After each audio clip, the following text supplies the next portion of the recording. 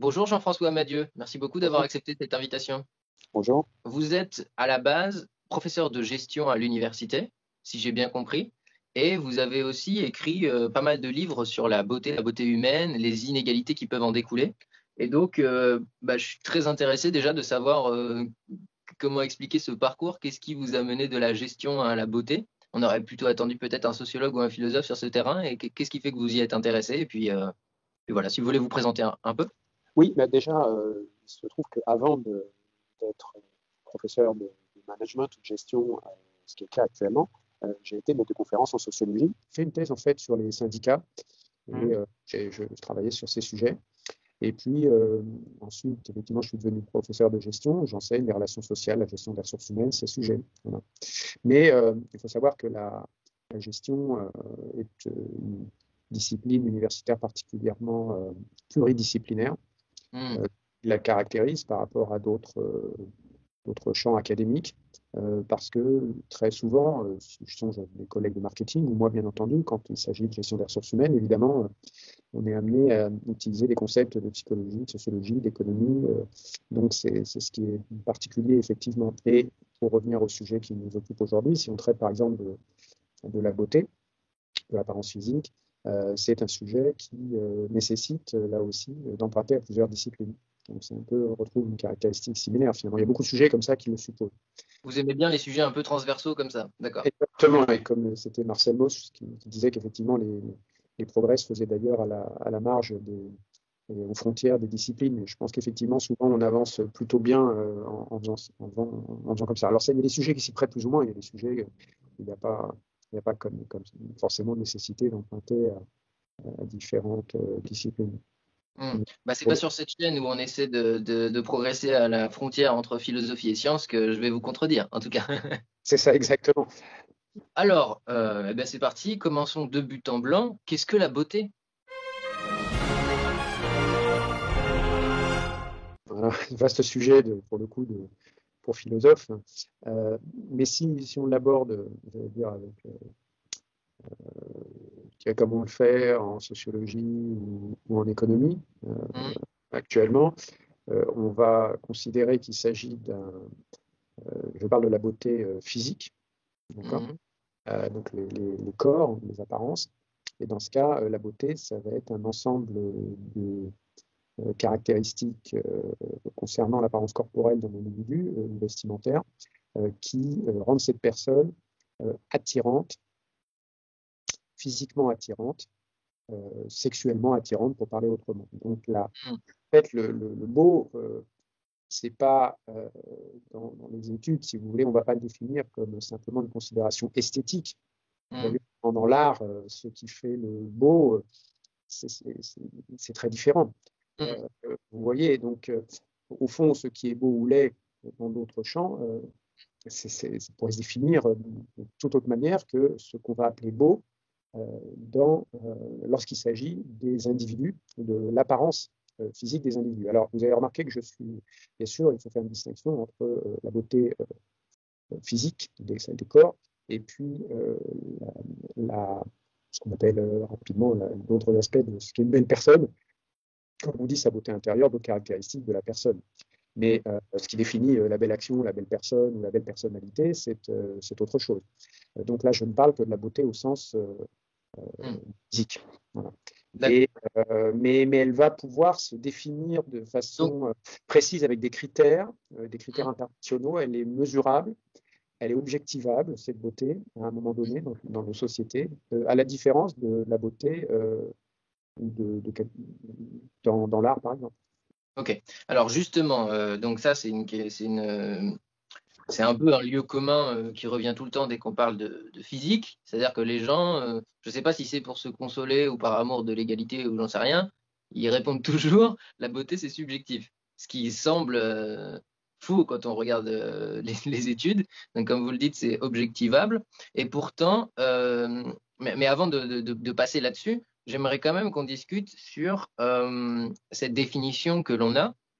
Du coup, on ne peut pas considérer qu'une personne pourrait trouver une autre personne belle sans avoir d'attirance pour elle? Alors, pourquoi j'ai employé le terme d'attirance? Parce que les Anglais, dans la Mhm. littérature scientifique sur le sujet dont on parle, ils vont parler, le terme qu'ils vont employer, c'est en effet beauté, beauty, mais aussi, en règle générale, ils emploient beaucoup physical attractiveness. Donc, c'est l'attirance physique, c'est-à-dire le fait que vous allez être attractif, j'hésite à employer le terme de séduisant, ça pourrait être encore Mhm. autre chose, parce que c'est d'autres aspects de la communication verbale et non verbale qui vont Séduisant intervenir. physiquement, disons. Séduisant physiquement sans rien faire. Mhm. Séduisant physiquement sans rien faire, sans d'autres éléments de Mhm. communication. Et là, alors pourquoi j'ai ajouté que cette attirance, qu'on appelle le physical attractiveness, c'est finalement c'est de nature sexuelle, parce Mhm. qu'on constate que c'est très étroitement lié. En fait, c'est en fait extrêmement proche. Les deux notions sont quasiment similaires. Alors, ça ne veut pas dire que, pour être clair, si vous êtes attiré par quelqu'un, vous avez envie d'être son ami, ou vous la trouvez belle, cette personne, elle est attirante physiquement, ça ne veut pas dire que pour autant, vous avez l'intention d'avoir la moindre relation sexuelle avec cette personne, ou bien que vous voyez, mais néanmoins, c'est quand même deux notions qui sont c'est quand même extrêmement proches. Hein. Donc, D'accord. cette attirance, parce que Mhm. pourquoi attirer physiquement? Alors après, il va y avoir toute une fascination pour le beau, et pour cette fameuse personne qui est attirante. Mais en fait, le fait qu'elle soit attirante, c'est quand même, il y a bien une connotation sexuelle finalement, quand Mhm. même. Ok. D'accord. Sachant que la question que vous posiez sur la subjectivité et les gens qui vous disent mais c'est purement subjectif, Mhm. là où pas tort, c'est que en effet, quand je dis que la beauté est objectivable, ce qui fait le fait que quelqu'un est attirant, Mhm. ça se mesure, c'est objectivable à un moment donné. Ça ne veut pas dire que les normes de beauté ou les standards n'évoluent pas dans le temps, qui peuvent éventuellement varier d'un pays à l'autre, et que de plus, chaque personne peut percevoir différemment aussi la, la beauté des autres, plus ou moins séduite par tel ou tel. Donc, effectivement, là où en revanche les gens ont tort, c'est quand ils ont l'impression que, au fond, il n'y aurait pas de normes et de standards. Vous voyez, Mhm. oui, il y a des normes, elles existent en matière de beauté. D'accord. Ok. Et alors, j'ai quand même envie de vous embêter un petit peu plus sur cette sexualisation de la beauté. Qu'est-ce qui fait qu'on pense que ce soit forcément lié? Par exemple, vous parliez de l'amitié. Une personne qui est 100% hétéro et qui est amie avec quelqu'un d'autre, est-ce qu'il est possible qu'elle soit attirée par cette personne pour être son amie parce qu'elle est belle, parce que, parce que tout simplement elle est agréable à regarder, sans avoir la moindre attirance physique, puisque de toute manière la personne est 100% hétéro et c'est du même sexe. Vous voyez ce que je veux dire? C'est quand même compliqué à concevoir que ce soit forcément un peu lié au sexuel. Mm. Bah, euh, quand la fascination et le plaisir qu'a le téléspectateur à voir une belle présentatrice d'un journal télévisé ou un beau journaliste, Mhm. cette, comment dire, cette attirance, pour le coup, comment dire, en réalité, comment dire les choses. Euh, il n'y aura pas de traduction concrète, puisque c'est simplement, dans l'exemple que je viens de prendre, le fait de regarder ce programme télévisé et d'apprécier. Mhm. Euh, mais si vous voulez, ça ne veut, ce qu'on veut dire, c'est que s'il s'agissait d'un rendez-vous amoureux ou d'un date, euh, d'une relation qui serait pour le coup de nature sexuelle, ce serait exactement avec le même type de personne. Vous voyez, c'est-à-dire que le choix se porterait également sur le même type de personne. C'est pour ça que c'est la même chose. Vous dites quelqu'un d'hétéro, un homme ou une femme, oui, va être de la même manière attiré par un visage ou un corps d'un bel homme ou d'une Mhm. belle femme, même si vous êtes parfaitement hétérosexuel, et vous pouvez apprécier, et c'est connu bien entendu, et il est évident, on le sait, que les femmes seront attirées par les belles femmes et les hommes par les beaux hommes. Et ça et tout hétéro qu'ils sont. Donc, si vous voulez, ça ne. Alors, pour en conclure que ça veut dire qu'en chacun d'entre nous, il y a une dimension peut-être qui n'est pas à 100% hétéro, j'en sais rien. Mais c'est peut-être une fusion, c'est ce qui est d'ailleurs en grande partie vrai, peut-être plus pour les femmes d'ailleurs que pour les hommes. Mais si vous voulez, la norme, alors il y a une autre explication, c'est que la norme s'est diffusée. La norme de beauté se diffuse évidemment dans notre société au-delà. En effet, Ouais. si vous voulez, c'est valorisé à un moment donné. C'est ce que j'ai envie de dire, c'est que moi, je ressens pas du tout la beauté d'un homme par rapport aux sensations que je peux avoir dans mon corps, mais plutôt par rapport aux critères que j'ai appris à connaître de la société, quoi. Ça, c'est-à-dire que exactement. Donc vous allez le trouver beau parce que vous savez que c'est un bel homme et vous êtes capable de C'est-à-dire que finalement, le reconnaître. Vous le savez. c'est-à-dire que finalement, ça va rajouter des points pour lui, un peu comme s'il était riche ou comme ça, c'est-à-dire ça lui donne une valeur sociale. Je lui mets une étiquette beau, je sais que il va Voilà. obtenir des choses plus facilement dans la vie, que c'est une personne qui va, voilà, c'est ça. Oui, mais là où vous avez raison, et c'est bien que vous fassiez préciser quand je dis que c'est la même chose que l'attirance sexuelle, c'est parce que il se trouve que la même personne qui va être un homme, par exemple, bon, qui sera considéré comme belle à un moment donné, eh bien, il se trouve que si vous êtes un homme, pour des hommes qui seraient homosexuels, gays, et pour des femmes hétéros, cet homme va être, en revanche, un partenaire recherché. Sexuellement, sera plus attractif que d'autres. Donc, ça correspond. Ce qu'on veut dire, c'est que ce sont les mêmes caractéristiques. D'accord. Évidemment, et là, vous avez parfaitement raison, après, c'est énorme fait que, eh bien, il y a une valorisation je sais pas, des hommes de grande taille dans notre société, et donc, du coup, chacun d'entre nous va identifier ce qui est une belle femme, le sait, c'est déposé en chacun d'entre nous, et du coup, il y est sensible. Maintenant, il est vrai que c'est quand même les critères, enfin, l'idée, c'est que les critères sont similaires. Grosso modo, vous voyez que c'est des critères de silhouette, de taille, de poids, de forme de visage, etc., ces caractéristiques. Ce qui est similaire, c'est celles qui font que il va y avoir une attirance de nature sexuelle ou amoureuse pour certaines personnes plus que pour d'autres en moyenne, et il se trouve que ça correspond aux critères de beauté. Voilà, c'est ça l'idée. Mais alors, on voit souvent dans les groupes une certaine homogénéité dans le niveau de beauté, en fait. Est-ce que, du coup, comment expliquer ça? Est-ce que les personnes qui sont peut-être moins belles n'ont pas l'opportunité d'être amies avec les personnes belles, ou est-ce qu'au contraire, elles n'en ont pas envie par peur d'être jaloux ou de rater des opportunités, par exemple, quand elles sortent avec elles, le fait que l'autre attire toute la lumière, ou si on est tous attirés par le beau, qu'est-ce qui fait que beaucoup de gens se satisfont très bien d'être surtout très loin du beau? Oui, mais c'est parce que ces personnes, oui, mais vous savez que déjà, une partie de l'explication, c'est que ce sont déjà les belles personnes qui ne vont pas le souhaiter. Il y a par exemple une étude qui a été faite récemment qui porte sur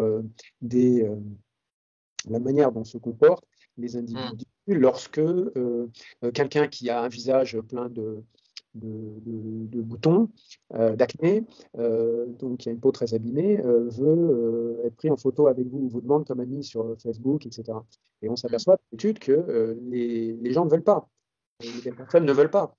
C'est si cruel. Vous, Okay. pas de Facebook, on ne veut pas. Vous voyez, si vous voulez rentrer dans une boîte de nuit, vous dites qu'avec d'autres personnes, vous aurez moins de chances de rentrer qu'autrement. Donc, au fond, il faut bien voir que d'ailleurs, il y a une autre étude aussi qui a été faite sur Internet où on s'est aperçu que, comme vous avez des employeurs qui regardent vos amis sur Google, eh bien, l'effet de vos amis et du fait que vos amis sont beaux ou pas beaux sur la perception de votre personne. De même, je pense à ces études chinoises qui ont montré que, au fond, mais on trouve ça pas seulement d'ailleurs en Chine, mais c'est la beauté de votre conjoint a un effet sur votre propre destinée. Vous voyez, donc au fond, c'est de l'homogamie, un peu comme ces stars qui aiment bien être entre elles, mais il y a de l'homogamie. Les amis, c'est pareil, les gens sont avec des gens similaires. Après, là, on fait comme si la beauté était le seul critère de valorisation des gens. Bien sûr, ça se mélange avec tous les autres. Évidemment. Et donc, c'est pour ça que là, depuis tout à l'heure, évidemment, on pourrait être effaré par le caractère un peu, comment dire, évidemment totalitaire ou un peu très excessif. On fait comme si la beauté ou l'apparence physique était la variable principale des destinées des individus. Non, c'est pas évidemment le cas. Évidemment, et c'est tout à fait clair. D'ailleurs, quelle serait la variable principale? D'ailleurs, alors justement, ça dépend des circonstances et des moments dans la vie d'un individu. D'ailleurs, j'avais écrit un bouquin qui est forcé de montrer ça, qui s'appelait Les Clés du destin chez Bill Jacob.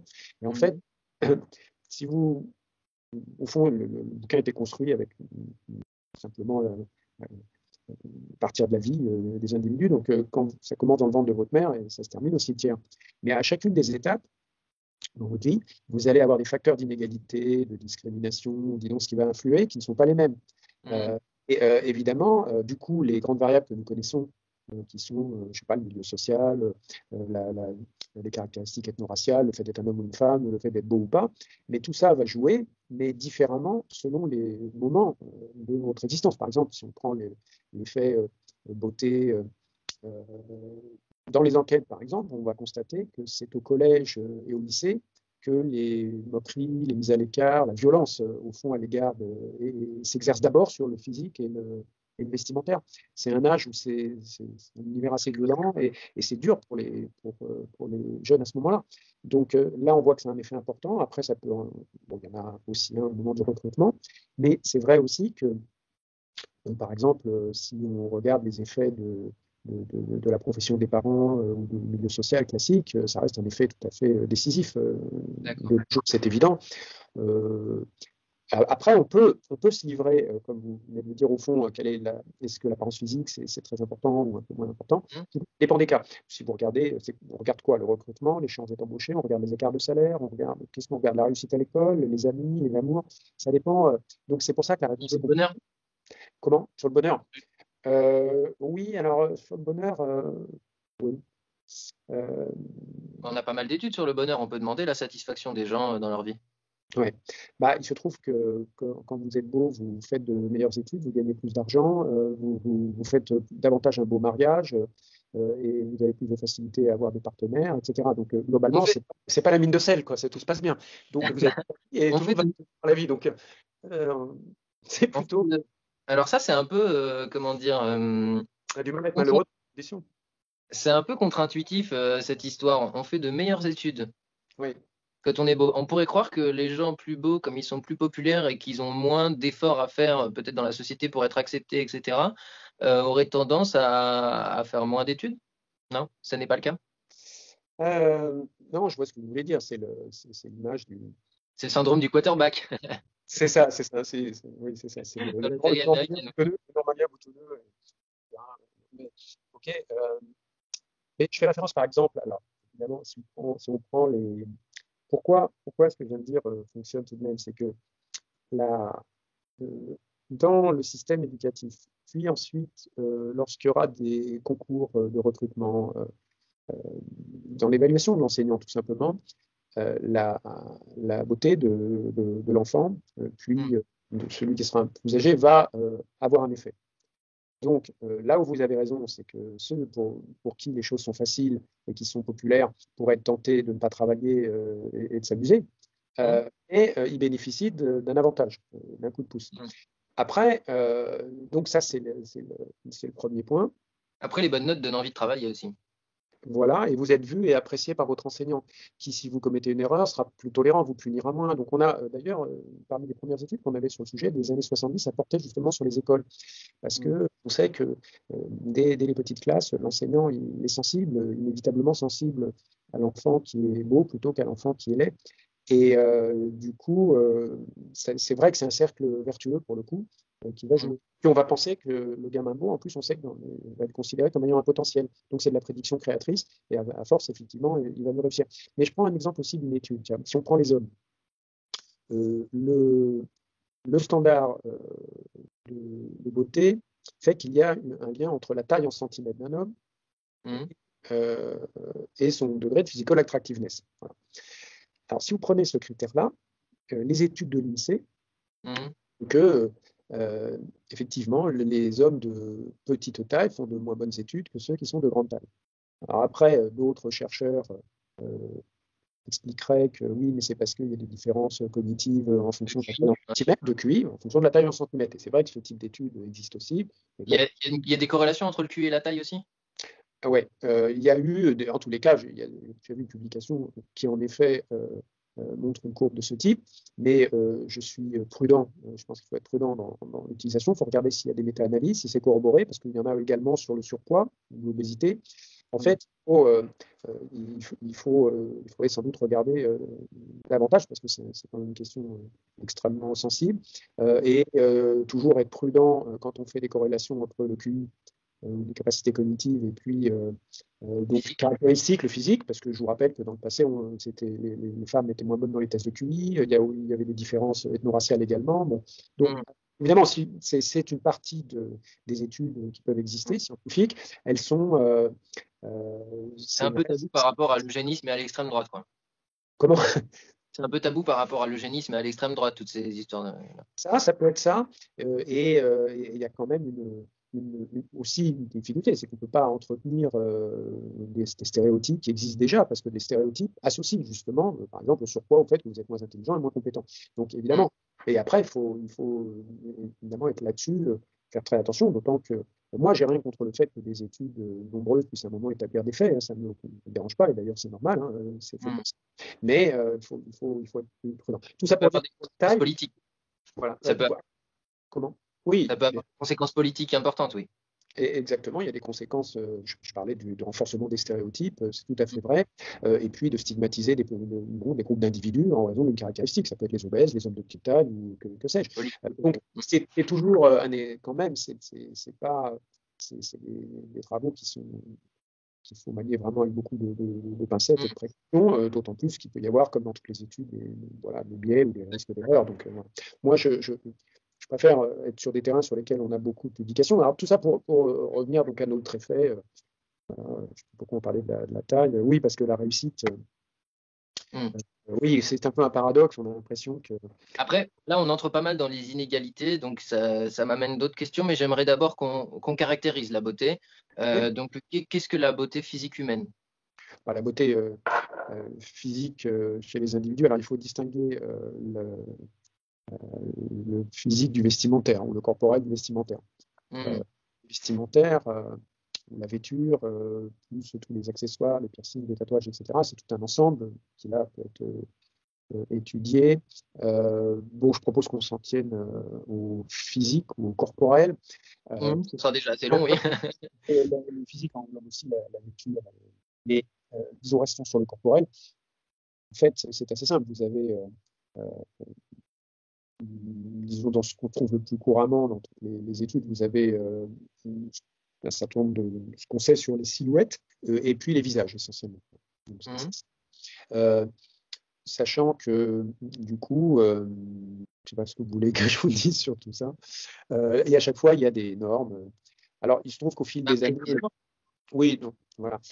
En fait, si on prend si on prend les canons.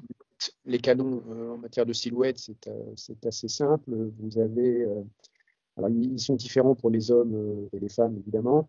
En résumé, pour un homme, c'est assez simple. C'est une forme en triangle inversé, pointe en bas, donc des épaules plutôt larges, des hommes plutôt de grande taille, minces et musclés, sans surcharge pondérale, voilà, grosso modo. Mm. Pour les femmes, c'est différent. Ça, c'est La en taille, France ou dans tous les pays? non, ça c'est partout. Là, quand il s'agit de ces. Alors évidemment, il y a des pays où les gens sont naturellement plus petits, et puis Mm. selon le pays, il y a plus ou moins d'acceptation du surpoids, par exemple. Il y a aussi des différences par pays, bien Mais on sûr. a tendance à dire que, par exemple, aux États-Unis, on aime mieux les gens plus musclés, tandis qu'en France, on aime mieux les gens pas si musclés, mais dans une musculature plus naturelle. Qu'est-ce que vous en dites, ça, par exemple? Oui, c'est vrai, vous avez raison. Oui, oui, il y a des différences. Alors, elles peuvent s'expliquer aussi.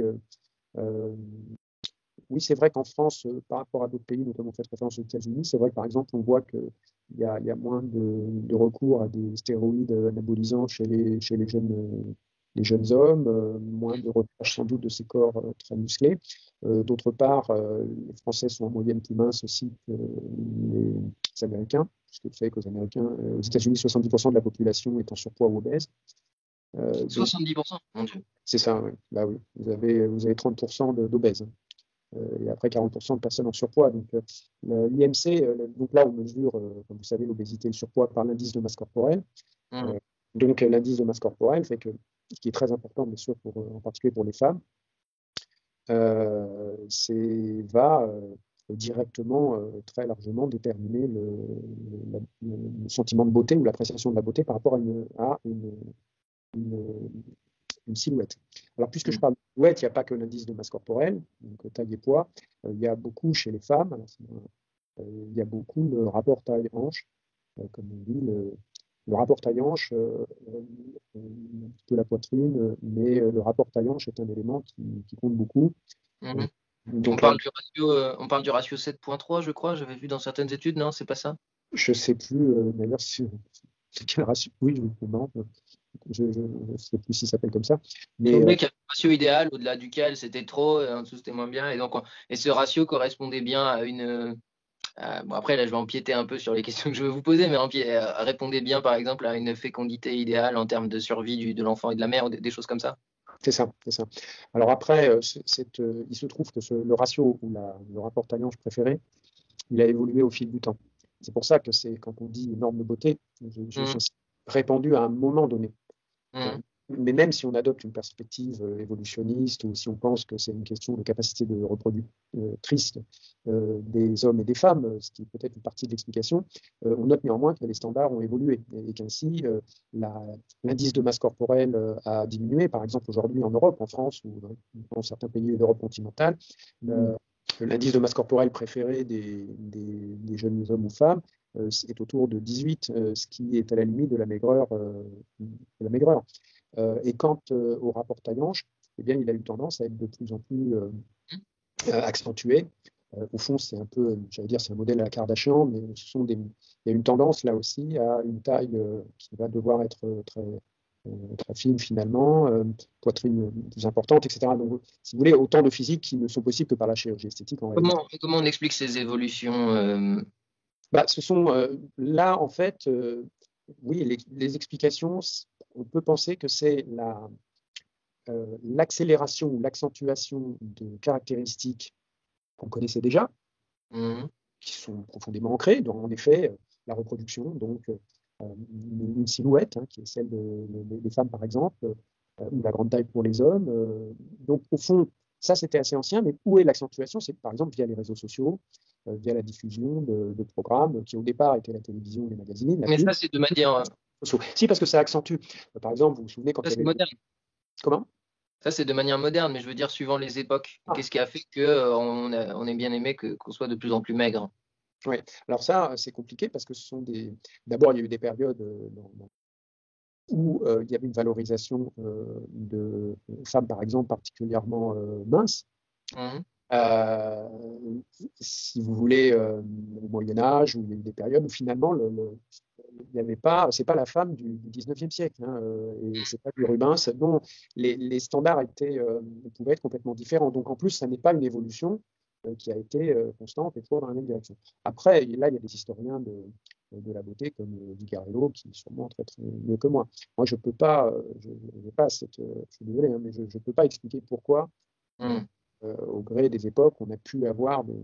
L'explication habituelle qui est donnée, c'est que avant, comme la nourriture manquait, bah, avoir de l'embonpoint, c'était un signe de richesse. Et tandis qu'aujourd'hui, comme la nourriture ne manque plus, c'est un signe de manque de contrôle de soi et puis de mauvaise santé. Oui, c'est l'explication. C'est pour ça que vous voyez dans ma réponse, ce que vous venez de dire vaut pour la période récente, au fond, Mhm. depuis les années 50 ou depuis le 19e siècle. Mhm. Euh, et, euh, mais même dans l'Amérique des années 50 où la nourriture ne manquait pas, les profils physiques n'étaient pas les mêmes. Les femmes, Oui. ne ressemblaient pas à aujourd'hui une jeune fille de Victoria's Secret. Donc, c'est pas, et toutes les deux avaient déjà à manger. Donc, Mhm. on est en train de parler des États-Unis et de l'Europe. Donc, et si je faisais référence à des périodes plus anciennes où il y a eu des valorisations de femmes qui pouvaient être particulièrement faméliques, ça a été dans le passé. Donc, c'est pour ça que c'est peut-être un peu, Un peu trop simplificateur, d'accord. peut-être se méfier de l'interprétation, mais en effet, celle-ci pourrait être une explication, mais bon, je crois que c'est pas. Ok. Bon, bref, prudence, peut-être. D'accord. Bah alors parlons de ce que vous connaissez plus. Aujourd'hui, qu'est-ce qui fait que donc on a ces critères de beauté? Donc on n'a pas encore terminé de les décrire. Enfin, si vous en avez dit pas mal sur la silhouette, mais on peut peut-être parler des visages ou vous me donnez d'abord la raison pour laquelle on a ces critères aujourd'hui, à votre avis, comme vous voulez. Oui, alors, je n'ai pas parlé des visages. Alors, les visages, c'est évidemment un petit peu plus compliqué, comme vous en doutez. Tout ce qu'on peut dire déjà, c'est qu'il y a une valorisation de la symétrie. Au fond, quand on dit symétrie, on veut dire la symétrie, la perfection. Ce qu'on veut dire, c'est qu'en fait, et là on a une partie de l'explication de ce qui sont les critères de beauté, c'est que La prévisibilité, non? la, La prévisibilité du visage, non? D'un côté par rapport à l'autre, etc. non, le fait que la personne est en bonne santé, elle n'est pas malade, la perfection, cette symétrie fait que, au fond, c'est l'idée c'est l'idée de la bonne santé en fait. Et vous voyez, puisque quand vous parliez de capacité de reproduction, oui, et c'est là qu'on trouve cette fameuse dimension sexuelle, enfin, en arrière-plan. Les gens ne s'en aperçoivent pas, mais au fond, dans la valorisation de certaines apparences par rapport à d'autres, il y a le fait que vous êtes décidément en bonne santé et vous ferez un bon partenaire. Et je ne parle pas de l'employeur, mais je parle de partenaire. Pourquoi vous donnez comme synonyme la perfection et pourquoi la symétrie ce serait synonyme de bonne santé? Parce que quand vous avez je prenais tout à l'heure l'exemple de l'acné, des, des imperfections que vous pouvez avoir. Donc, oui, des imperfections oui, qui vont avoir marqué. Les boutons, les cancers, etc., on se doute bien, oui, que ça apporte de la symétrie, mais est-ce à dire qu'un visage qui n'est pas symétrique, mais avec une peau très saine, et on voit bien que la peau est saine et il n'y a pas de symétrie, pourquoi on ne trouve pas ça tout aussi beau? Pourquoi s'attacher à la symétrie? Est-ce que c'est par simplification, par habitude? Non, alors effectivement, là où vous avez raison, c'est que c'est vrai que certains, au contraire, et ça le dit depuis bien longtemps, peuvent ajouter un grain de beauté artificiel ou mettre un point pour créer quelque chose qui justement est dissymétrique. Ils le font délibérément, bien sûr. Mais quand même, comment dire, euh, quand on, quand même la symétrie, l'explication de sa valorisation, c'est le fait que quelque chose qui est dissymétrique, c'est quelque chose de tordu. Le lait, le visage laid, vous le remarquerez, c'est toujours, il est tordu, la silhouette est tordue. Vous êtes un bossu, vous avez une forme palatine, vous avez un visage qui est tordu, quelque chose. Et quand vous enlaidissez le visage laid, un visage qui va comporter soit des tas de cicatrices ou quelque chose et n'est pas symétrique dans le. Oui, mais si on était tous bossus, ce serait. Non, Si on était tous bossus, ce serait beau. Donc finalement, c'est quoi? C'est parce que ça s'éloigne de l'habitude qu'on a. c'est parce que ce sont des signaux qui vont être interprétés sans que les gens s'en rendent compte comme étant des signaux de, oui, j'en reviens toujours à la même chose, de mauvaise santé. Je prends l'exemple des problèmes de peau qui sont connus, Hmm. pas Mais pour si, vieillissement ou autre chose, mais c'est quand même si vous voulez, on s'est aperçu dans les études que les gens, quand quelqu'un a des problèmes de peau, de l'acné, eh bien, on regarde même plus ses yeux et ce qu'on regarde en premier, c'est ses problèmes de peau. Et après, je pense que c'est comme ça qu'on peut expliquer l'attrait et l'attirance pour la symétrie. Parce que sinon, au fond, pourquoi mais j'avais entendu moi une autre hypothèse, je me souviens plus si je l'avais lu dans un de vos livres ou pas. C'était une hypothèse que j'avais trouvée assez charmante. C'était que finalement la symétrie, ça correspond surtout à la moyenne des visages. Et on a tendance par réflexe, aimer la moyenne des visages. Et il y avait une interprétation de cette interprétation qui était très intéressante.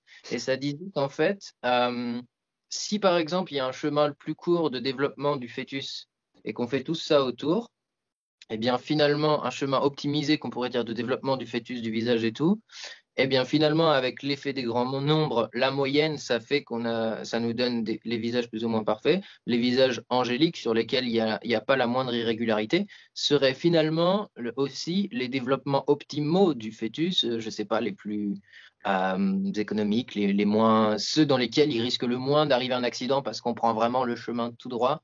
Je ne sais pas si je me fais bien comprendre.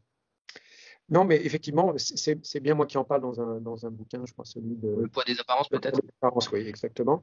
Parce qu'effectivement, il y a des études sur les visages dits moyens. Mais n'oublions pas que quand on fabrique, on fait du morphing, donc, bref, on reconstitue des visages en prenant la moyenne de nos visages, évidemment, Voilà. on a fait un visage qui est le plus attirant par rapport aux autres. Mhm. Et n'oublions pas que c'est parce qu'on va l'avoir rendu également.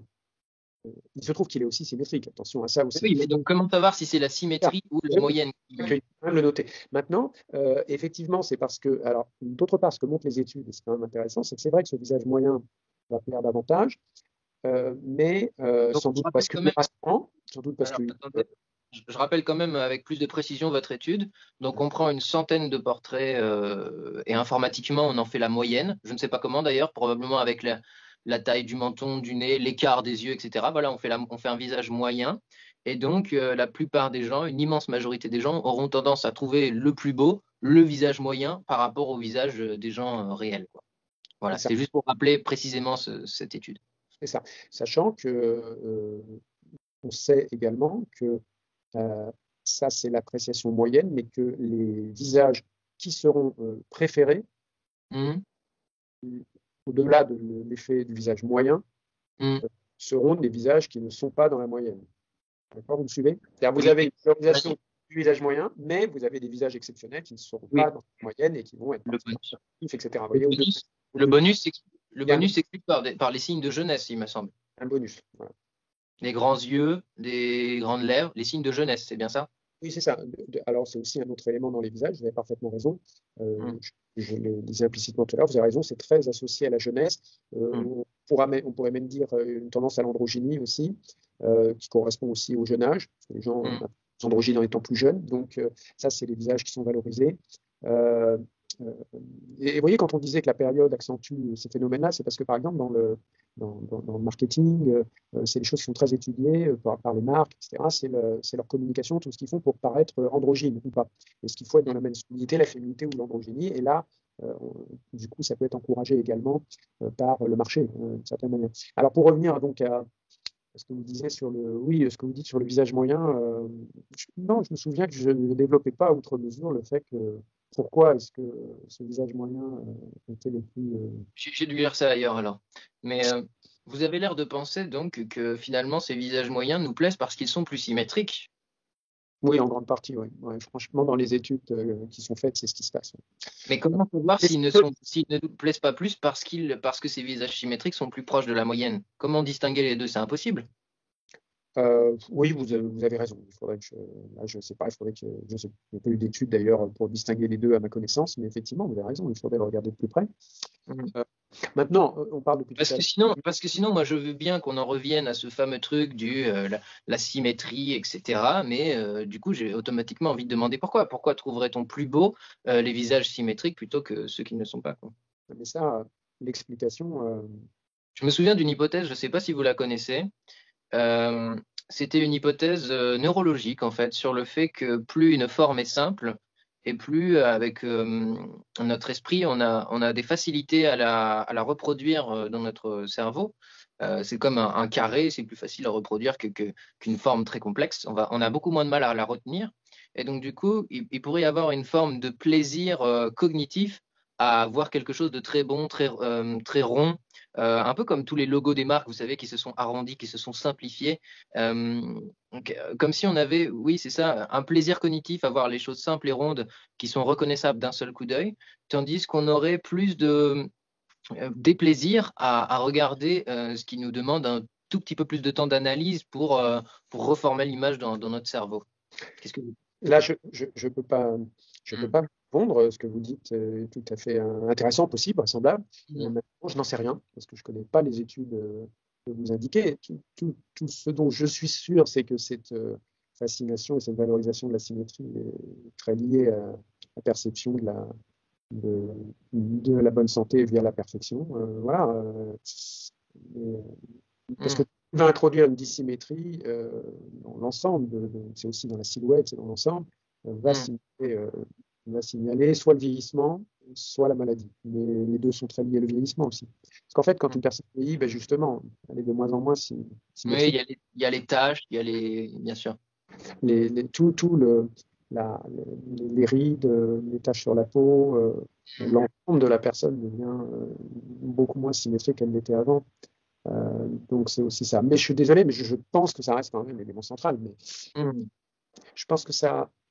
Et puis, pourquoi j'insiste sur ça? Parce que quand même, quand on regarde beaucoup de sujets Je parlais tout à l'heure, par exemple, de l'obésité, la petite taille pour les hommes. L'homme petit et chétif est très dévalorisé et discriminé dans nos sociétés. Ou une femme obèse. Alors pourquoi? C'est très lié à la question de la santé. Voilà quelqu'un qui est perçu comme étant, au fond, oui, il y a ça, il y a son état de santé. Vous sous-entendez qu'on peut pas être de petite taille et en très bonne santé? Non, ce que je dis, c'est que la perception, parce qu'il s'agit de perception, c'est comme visiter, la perception va être qu'il s'agit de quelqu'un qui n'est pas en bonne santé. Et quand vous Ah, évoquez. mais votre hypothèse, elle paraît pas très valide sur cet exemple. Autant sur la femme obèse, je comprends, autant sur la personne de petite taille, l'homme, Je suis pas d'accord. on pourrait en revenir à des critères plus de protection ou je ne sais quoi, que la femme veuille se sentir protégée ou que non. Alors, se sentir protégé, c'est bien sûr, c'est une partie de l'explication. Mais quand vous dites il n'y a pas de lien entre le fait d'être de petite taille, chétif, Hmm. et La l'état de mauvaise santé, faux. et il faudrait regarder dans quelles conditions la, le régime alimentaire, quel a été le régime alimentaire lorsque vous étiez enfant, quelles étaient les conditions de la grossesse, comment les choses se sont passées. Euh, Là, je euh, pensais que la taille, c'était quand même principalement les gènes, moi. oui, en partie. Vous avez Hmm. raison, c'est une partie de l'explication. Mais, mais est-ce que ça n'est que ça? Bon. Hmm. Mais vous Toujours avez plus quand même noté dans ce sujet. non, sur la taille, c'est quand même essentiellement génétique, on est bien d'accord. Mais après, mais le fait que ce soit perçu comme étant quelqu'un qui n'a pas, parce que la protection est capable d'aller à la chasse pour nourrir sa famille, j'entends bien, mais pas que, pas que.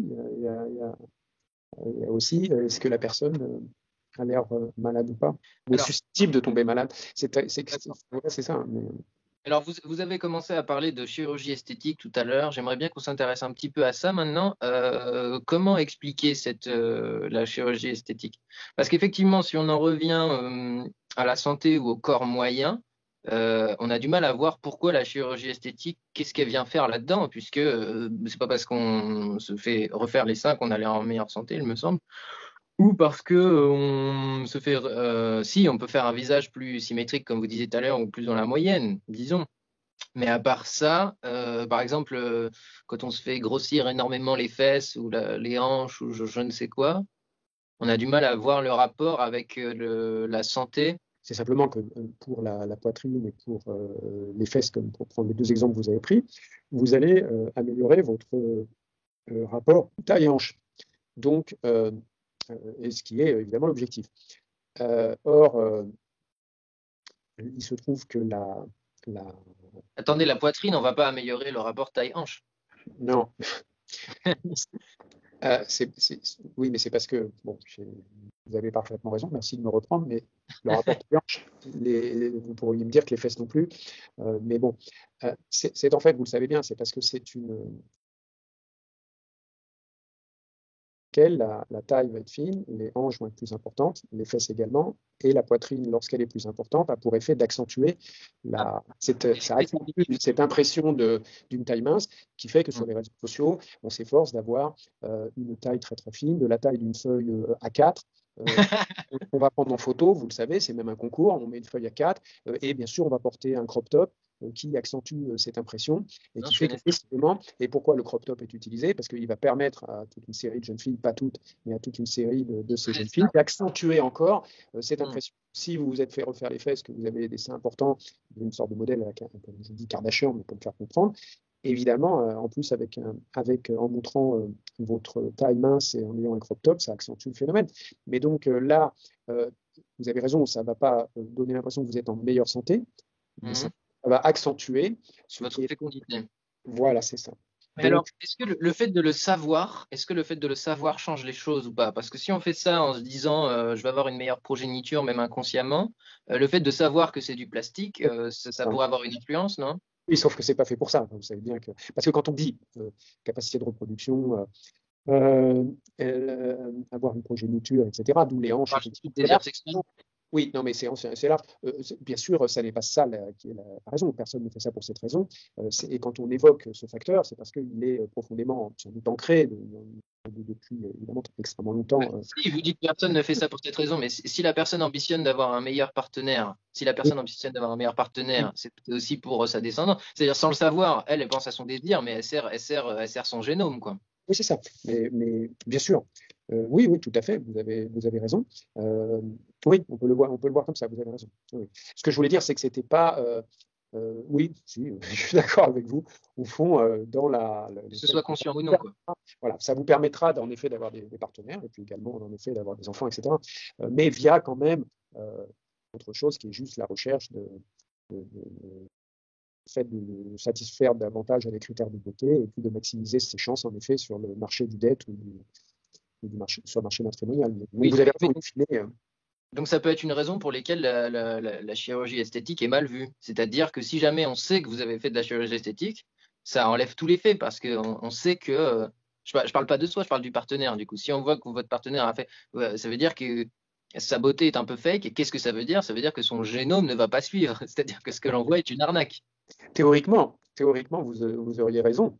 Mm. Mais en pratique, n'oublions pas que, par exemple, quand vous avez des hommes qui vont souhaiter que leur Femme femme se faire la poitrine, par exemple. se fasse refaire les seins ou que sais-je. Et n'oubliez pas que il y a un côté ostentatoire et au fond ou trophy Oui. wife, etc., qui existe. Et que par Mm. conséquent, c'est vis-à-vis des autres également. Mm. Et vous parliez de visuel tout à l'heure. Oui, c'est de cet ordre-là. Et au fond, après que la personne soit fake, ben, oui, ça n'a pas l'air de poser. C'est intéressant ce que vous dites, mais je ne sais pas s'il y a vraiment eu des études qui montraient, enfin, intéressant, j'en sais rien, s'il y a eu des études qui auraient confirmé ce qui est possible, mais que ça puisse poser, peut-être que ça existe, je ne sais pas, peut-être que ça peut poser un Peut-être problème à des hommes, par exemple, de constater que. Peut-être qu'on peut se positionner juste par exemple dans le cadre de la relation sexuelle, parce que c'est quand même souvent pour ces moments-là qu'on fait tout ça. De toute façon, notre cerveau, il est débranché et le désir est que sur l'instant. Donc peut-être que notre désir peut être très bien trompé et que quand bien même on sait que c'est artificiel, sur le moment et notre désir, lui, ne s'est pas adapté à voir ce genre de choses et se fait très bien tromper, quoi. Bien sûr, et d'ailleurs, là où vous avez, pour aller dans votre sens, par exemple, prenez les études qui sont faites sur l'efficacité du fait qu'une femme va juste utiliser un Wunderbar, va essayer de, Mm. pour Un soutien-gorge rehausseur. Mm. soutien-gorge hausseur pour paraître avoir une poitrine plus importante. On sait que ça Mm. va, en fait, pour aller dans l'autre sens, avoir un effet mécanique et très simple sur le nombre de contacts que vous aurez quand vous êtes dans un bar ou quand vous faites de l'autostop ou même que vous voulez avoir quoi que ce soit. Donc, Mm. évidemment, l'effet est mécanique, c'est un peu terrifiant, mais au Mm. fond, puisqu'il y a aussi toutes ces études où il suffit que les hauts talons, une tenue rouge, Oui. les cheveux blonds, etc., etc. Mais Oui. voilà, tous ces études, bon, bah, vous allez me dire c'est un secret de polichinelle, mais ça montre aussi que Donc ça marche. non, ça marche et peu importe que l'artifice soit utilisé. Je vais faire un parallèle. Au fond, Mm. le maquillage, c'est fake aussi. D'une Mm. certaine manière, bon, est-ce que le maquillage, vous remarquerez, va avoir pour un effet de vous donner un teint, parce que vous pouvez avoir la couleur qui est la meilleure, légèrement bronzé, orangé, etc. Vous allez avoir, bon, bien sûr, et puis Si je me place, le maquillage est fonctionné, mais quel partenaire ne sera, d'abord, il se laissera influencer, il appréciera, et deuxièmement, il ne va pas contester. Pourtant, oui, tout mais est faux. si je me place d'un point de vue évolutionniste, ces choses-là sont des choses entre guillemets faciles à faire, et donc on peut se dire que la descendance pourra en profiter tout autant. Et donc peut-être que les gens qui font de la chirurgie esthétique, pour eux, c'est la même chose. C'est-à-dire, si jamais la descendance n'a pas les mêmes attributs, on pourra les lui payer dans une clinique, quoi. Oui. Mm. Ok. Ok, ok.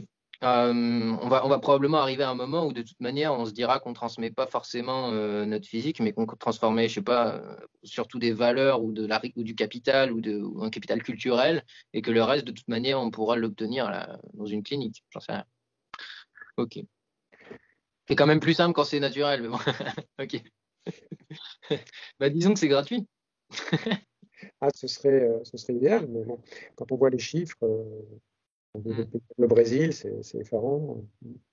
Non, je voulais dire c'est plus simple quand c'est naturel. C'était pas un jugement de valeur sur la chirurgie esthétique, c'était un jugement économique sur un individu du point de vue économiste. Vous voyez ce que je veux dire? C'est plus simple quand c'est déjà fait, mais si c'est pas déjà fait, je dépense de la ressource pour m'adapter, etc. Euh, ok. Donc, on a fait à peu près le tour de ce dont je voulais parler sur la beauté. Je vais en profiter pour vous poser quelques questions. Quand j'ai dit que j'avais une interview avec vous, j'ai eu pas mal de questions. Vous avez des fans. Alors, est-ce qu'il y a des choses à tirer de la beauté dans les autres cultures, c'est-à-dire dans des peuples assez isolés ou comme ça? Est-ce que déjà il y a toujours un concept de beauté ou pas? Est-ce que c'est obligatoire dans un groupe d'humains qui ait ce concept de beauté ou pas en fait? Ah oui, à ma connaissance, là, on est en train de parler d'un sujet qui est, je vais dire, à la fois éternel et puis, Hmm. d'autre part, qui est valable, que ce soit. D'ailleurs, je m'empressais de dire que c'était la beauté avec des Hmm. critères, des canons physiques qui varient selon les époques et les pays ou les ethnies, mais de la même manière, il y a aussi beaucoup d'intérêt partout pour, pour la vêture, pour tout, bon, le port de bijoux, de tatouages, etc. Donc, c'est extrêmement. On sait aussi que ça a toujours été important et naturellement, il s'agit d'être beau. Donc, si vous voulez, là-dessus, c'est une préoccupation qui est très Hmm. classique. Et Après, est-ce qu'il y a, et donc pour être encore plus proche de la question de Johan, est-ce qu'il y a quelque chose en termes de beauté qui a été toujours constant, quelles que soient les époques et les endroits pour les humains ou pas?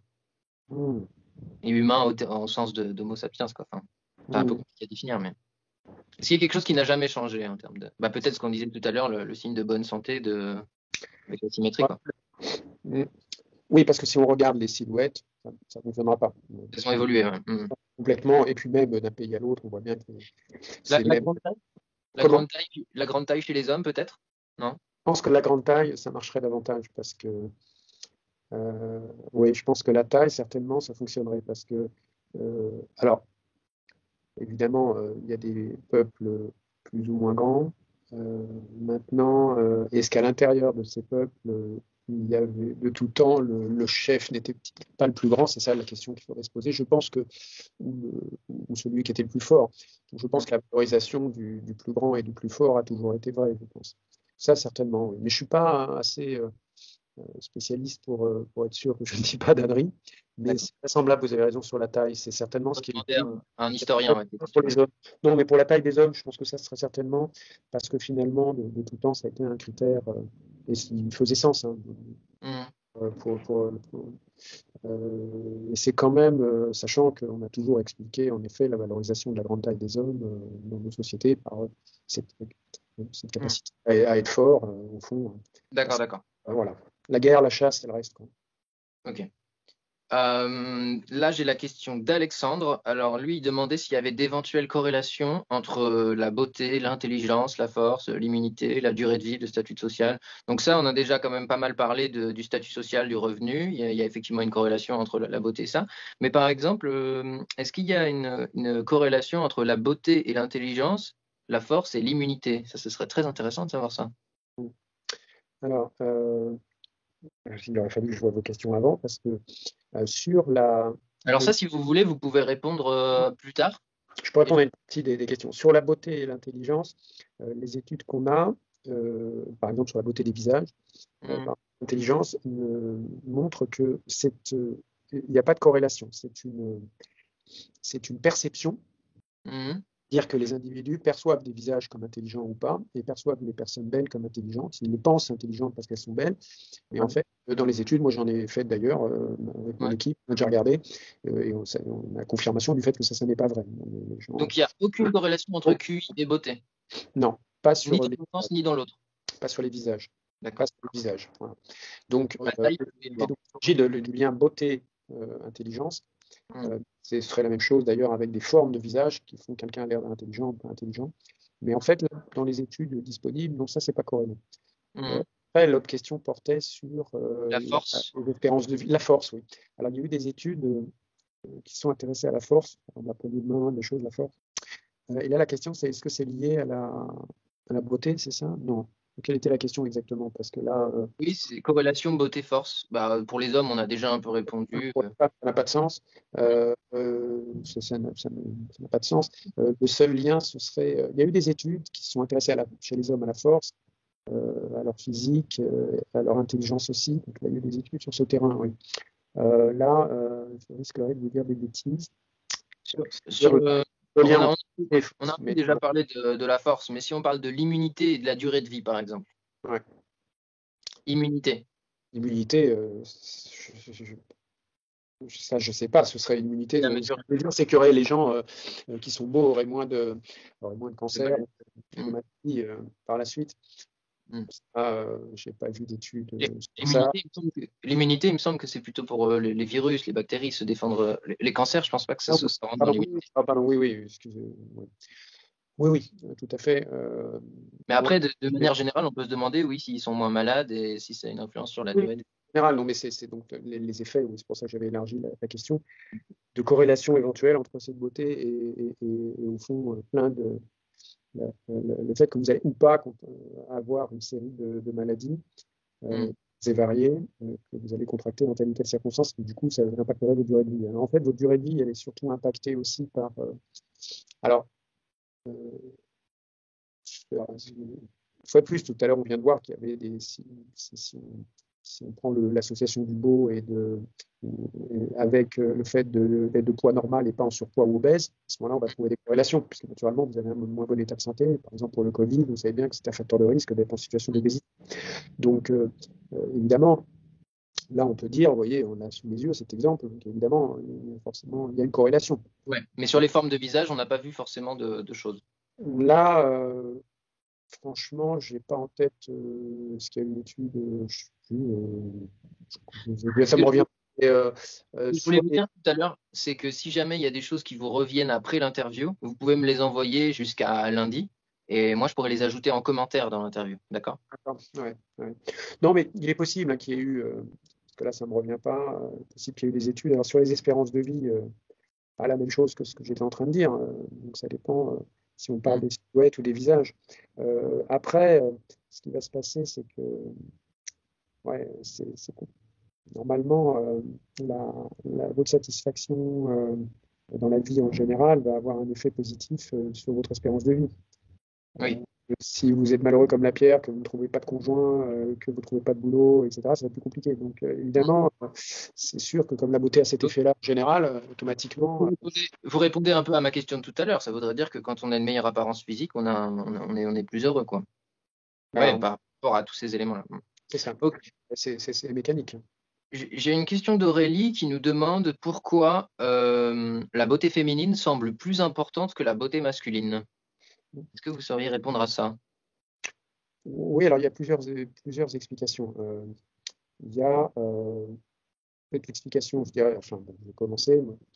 Pour moi, ce qui est le plus important, c'est la division genrée, comme on dit, des tâches ou des emplois, qui fait que dans beaucoup d'emplois, on va, par exemple, davantage employer de femmes et souhaiter que ces personnels, femmes, soient en mesure de séduire le client. Et donc, comme on dit, on achète un capital érotique, c'est ce que les employeurs vont payer.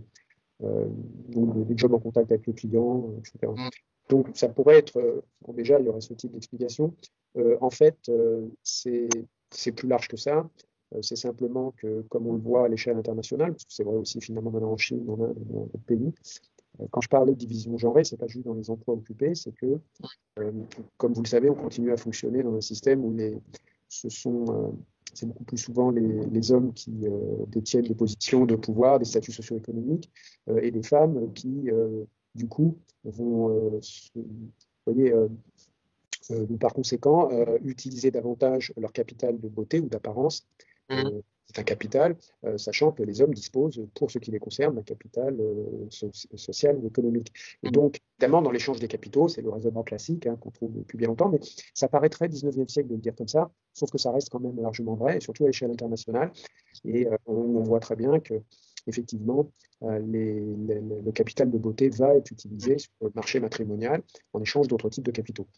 Et le fait que les femmes travaillent de plus en plus et aient des salaires de plus importants explique probablement du coup le fait que les hommes prennent de plus en plus soin de leur corps. C'est pour rééquilibrer ces capitaux, quoi. Exactement, c'est cohérent, vous avez parfaitement raison, d'autant plus que, de plus, et vous avez parfaitement raison dans ce que vous venez de dire, d'autant plus que il fallait rééquilibrer ces capitaux parce que dans le modèle traditionnel, les couples étaient pérennes et vous n'aviez pas besoin d'être sur le marché matrimonial quand vous étiez un homme, maintenant c'est le cas, et que par conséquent, il y a en effet un rééquilibrage des capitaux, vous l'avez très bien formulé, c'est exactement ça. Comment ça, vous n'aviez pas besoin d'être sur le marché matrimonial? Beaucoup moins, parce que les mariages n'étaient pas rompus et au fond, vous n'aviez pas besoin C'était pas de. des mariages d'amour, donc on demandait juste aux parents et puis voilà quoi. Personne n'était fidèle et tout le monde restait ensemble jusqu'à la nuit des temps. Donc, au fond, dans ce schéma-là, c'était assez. Personne n'était fidèle, vous allez vite en besogne. Pour résumer, j'ai fait un peu bref. Mais vous voyez, c'était un fonctionnement complètement différent. Mais effectivement, il y a. Tout se passe actuellement comme si la beauté était un attribut féminin et qu'effectivement, c'était que là que c'était important. Euh, il est, alors, vous avez raison, ça a changé petit à petit, mais en partie seulement. Voilà, en partie seulement. Bon, on va s'arrêter là pour ça. Et donc, du coup, on va pouvoir entamer la seconde partie de l'interview le plus rapidement possible. Et donc, parler des inégalités. Mais en une demi-heure, je pense que ça devrait le faire. Donc, il y a une importance démesurée du physique dans nos sociétés. Vous le montrez dans vos livres. Vous dites, par exemple, que on est plus facilement embauché. Vous avez commencé à en parler. J'ai donc une question qui est peut-être un peu philosophique de la part de Aurélie qui nous demande est-ce que finalement, qu'est-ce qui devrait remplacer la beauté? Si la beauté, ça semble être une valeur injuste dans ces moments-là, peut-être, enfin, si on considère que c'est injuste, qu'est-ce qui pourrait remplacer la beauté et qui serait plus juste? Et pourquoi? Euh, oui, alors, pour que les choses soient claires, pour ce qui concerne la vie privée, donc les relations amicales, amoureuses, euh, il n'est pas question et il n'y a pas de débat sur le point de savoir si la beauté doit être abandonnée, si remplacée par autre chose, ou que sais-je. Il n'y a pas là-dessus, les discussions, pour moi, elles sont sans objet. Maintenant, s'il s'agit des autres aspects de la vie sociale, Mhm. trouver un travail, bref, faire carrière ou tout ce qu'on veut, Mhm. ou là, évidemment, c'est là qu'il faut abandonner complètement le critère en question et, le, et, le, et il doit l'être. D'ailleurs, pour que les choses soient claires, le droit français interdit de prendre en compte l'apparence physique de quelqu'un dans une décision qu'on prend, quelle que soit la décision, fourniture d'un bien, d'un service, travail, recrutement, salaire, etc. Donc, Mhm. normalement, pas à prendre en compte la beauté, même à l'entrée de la boîte de nuit, pour sélectionner ceux qui peuvent rentrer ou pas, le physio à l'entrée ne devrait pas prendre en compte non plus ce critère. Normalement interdit, d'accord. Bah oui, comme au fond, si vous, c'est la fourniture d'un bien, d'un service, et toute décision que vous allez prendre. Mais c'est pour ça que c'est une différence fondamentale avec les relations amoureuses ou amicales, où là, la loi ne s'applique pas. Vous avez le droit d'aimer qui vous voulez, là, vous faites vraiment ce que vous voulez, offrir votre amour n'est pas offrir un service ou proposer un service. Voilà. Mhm. D'où la question posée, si la question posée c'est par quoi on remplace, vous avez compris que dans les autres domaines de la vie, professionnelle par exemple, bien sûr, il y a la compétence des gens, c'est pas, ça se mesure autrement et pas en regardant leur tête, quoi. Évidemment. Euh, et Là, donc, on peut aller donc du coup sur plus de précision. Est-ce que vous avez des données précises sur les inégalités dues à la beauté ou pas? il y a énormément d'études dans tous les sens. Ce qu'il faut peut-être pour fixer l'ordre de grandeur, c'est de réaliser que, comment dire, par exemple, si vous prenez les questions de salaire que gagnent les gens, Mhm. entre eux, des personnes qui sont plutôt plus belles que la moyenne, ou dans les 20% les plus belles par rapport à ceux qui sont dans la moyenne, ça va correspondre à 2 années d'études. Les écarts de rémunération se chiffrent en années d'études et ce sont des écarts de salaire qui vont être similaires à ce qu'on peut trouver pour des écarts de salaire homme-femme, par exemple, chose égale par ailleurs. Mhm. Et, euh, ça, c'est. Est-ce qu'on peut considérer vraiment que c'est totalement injuste ou est-ce qu'on considère de manière plus pragmatique qu'on ne fait que rémunérer un capital, puisqu'on parlait tout à l'heure de capital, un capital esthétique pour la boîte, pour l'image de la boîte, pour l'agréabilité de la boîte. Est-ce que Oui, finalement c'est injuste vraiment ou pas? oui, alors, il y a deux éléments dans la réponse. D'une part, pour une part, et vous avez raison, ça rémunère ce qui serait une compétence qui est que vous êtes beau ou belle et attirant. Donc ça Mhm. vaut quelque chose. Vous allez séduire le client et lui vendre quelque chose. Donc très bien. Mais sauf que, comme vous le savez, c'est pas uniquement pour ça que les belles personnes vont gagner plus. C'est pour des tas d'autres raisons, et c'est pas inconsciente, c'est pas du tout Mhm. ça. Et puis surtout, ce qu'il faut dire, c'est que euh, peu importe qu'on puisse l'expliquer, euh, c'est simplement illégal. C'est ça le truc. C'est-à-dire qu'on peut Oui, dire, bah, c'est oui, bien mais normal, la quelqu'un, légalité, on peut la c'est- modifier. comment? Ah bah Les lois, on peut les modifier. On peut se demander où est la justice avant de parler des lois.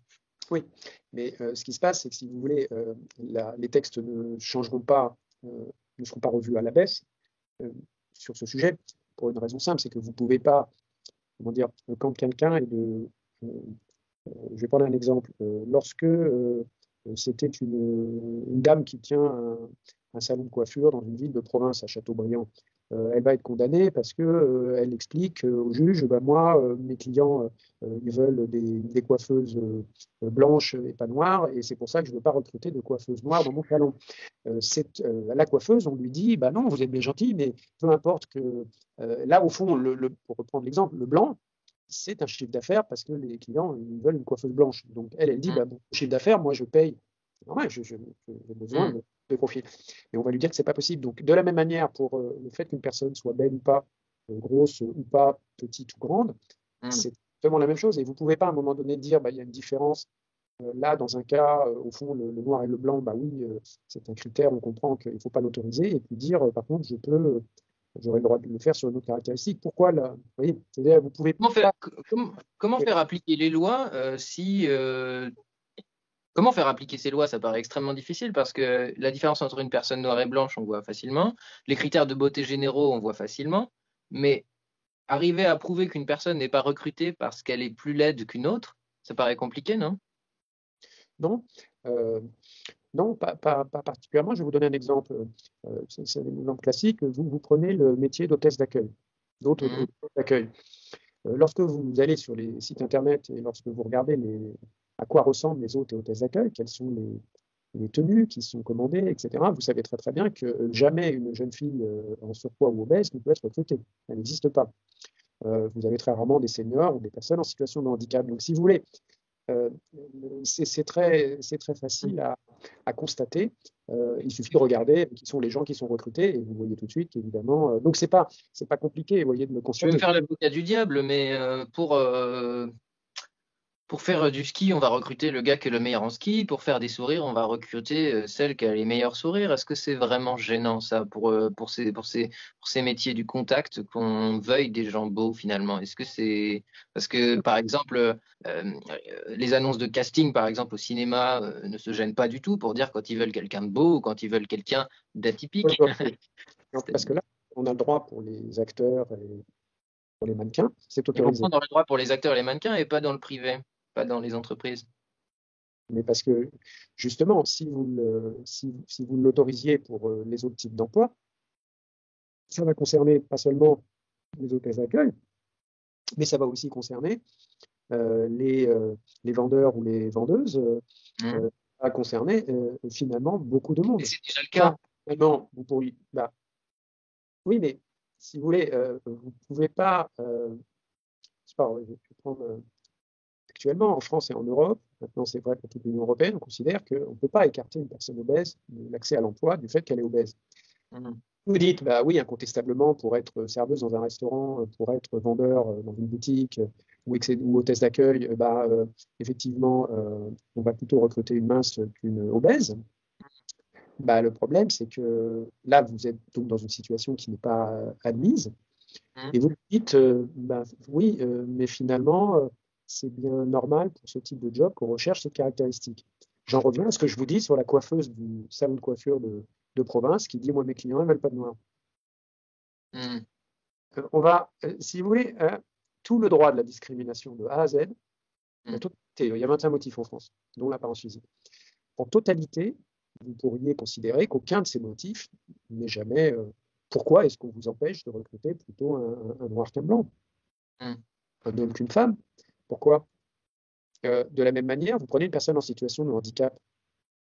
Le restaurateur, je me souviens, un restaurateur parisien me disait une fois, on ne recrute pas, c'était des restaurants un peu chics, et il me dit, on ne peut pas recruter des personnes qui ont un handicap visible parce que les gens n'aiment pas voir la misère dans les restaurants. C'était l'expression qu'il employait. Mais si vous voulez, du coup, pour lui, c'est normal, vous dites qu'il met quelqu'un qui sourit. Tout le monde peut sourire, mais là, en l'occurrence, pas de handicap visible. Une personne jeune qui est belle, voilà ce qu'on va rechercher. Mais ce que je veux vous dire, si je prends l'exemple du handicap, de la couleur de peau, de tous les autres motifs, c'est que pour le physique comme pour les autres motifs, si vous êtes obligé à un moment donné, il y a deux logiques. Soit vous dites, il n'y a aucun droit de la discrimination qui n'a de légitimité, ou vous dites, oui, c'est tout à fait légitime, ce qui existe dans les conventions internationales depuis, comme vous le savez, très longtemps, sur plusieurs motifs. Donc le fait qu'on l'ait admis pour certains motifs fait que, inévitablement, si vous le faites pour la couleur de peau, pourquoi ne pas le faire sur d'autres aspects de l'apparence? C'est exactement la même chose. Et après, vous comprenez la logique internationale? Oui, bien sûr. Je comprends tout à fait la logique, mais j'ai l'impression que ce n'est pas du tout appliqué, en fait, ce droit. Non, c'est pour ça que votre question, bien sûr, elle est intéressante, parce que je sais bien que la réaction souvent, c'est une incompréhension de gens qui vous disent c'est normal qu'on recrute avec une compétence, cette compétence c'est d'être belle, ou beau, et du coup, pourquoi est-ce qu'on ne peut pas le faire, puisque c'est une compétence comme une autre? Vous vendez de la beauté.